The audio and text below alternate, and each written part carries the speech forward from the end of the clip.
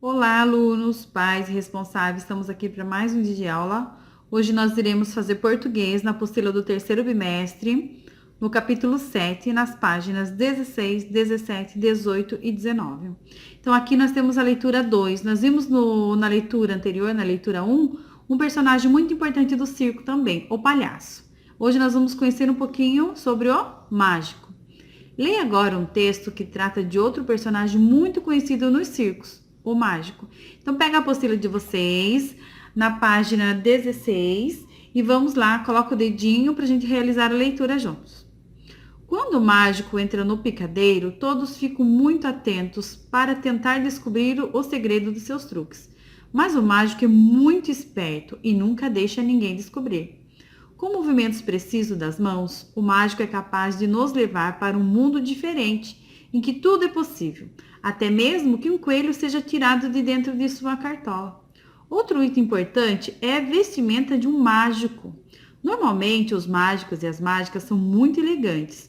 Usam roupas como ternos e fraques escuros ou com detalhes brilhantes. Os homens e as mulheres que fazem mágicas no circo usam também caixas, cartas de baralho, jogos de luz e muitas outras ferramentas para encantar nossos olhos e aguçar nossa imaginação. Então, no textinho também tem algumas palavrinhas grifadas, fraques, aguçar. E aqui embaixo vem o que significa fraques, casacos masculinos com abas compridas e abertos da cintura para baixo. Aguçar, o mesmo que estimular. Na página 17, conversando sobre o texto. Então, essa parte aqui é só conversar. Nós vamos aqui explorar a oralidade da criança. Então, estimule as crianças a responderem. De qual texto você gostou? De qual texto você mais gostou? O do palhaço, leitura 1. Ou o texto do mágico, leitura 2. Por quê? Então, é um momento de vocês conversarem na casa. Faça as perguntas para que as crianças sintam-se à vontade para poder responder. Na página 17, conversando sobre o texto, nós vamos trabalhar um pouquinho sobre o texto. Aqui, vocês vão explorar a oralidade da criança. Então, faça as perguntas e espera elas responder. Não precisa registrar nada, é só um momentinho de conversa entre vocês mesmo. E qual texto você mais gostou? O do palhaço, leitura 1, ou o texto do mágico, leitura 2? E por quê?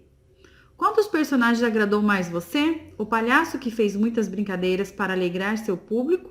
Ou o mágico que consegue fazer muitos truques? Se você fosse o mágico, qual mágica você faria? Agora nós vamos fazer um estudo sobre o texto.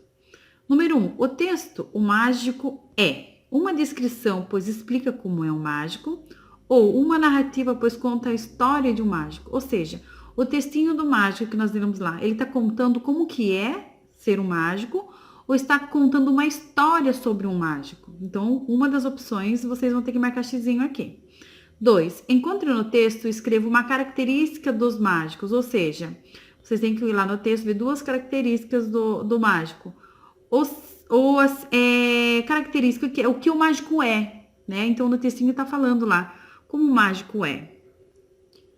Na página 18, nós temos o número 3. Observe uma frase retirada do texto. Mas o mágico é muito esperto e nunca deixa ninguém descobrir. Qual das palavras abaixo alteraria o sentido da frase se substituísse o termo em destaque? Assinale. Ou seja, o termo em destaque é esperto. Então, se eu colocar uma dessas duas palavras, tolo e inteligente, qual mudaria totalmente o sentido da frase? 4. O palhaço e o mágico são personagens do circo. De acordo com as duas leituras que foram apresentadas, faça uma breve descrição desse lugar. Então, aqui embaixo tem algumas linhas, né? E nessas linhas vocês vão ter que descrever como que é um circo.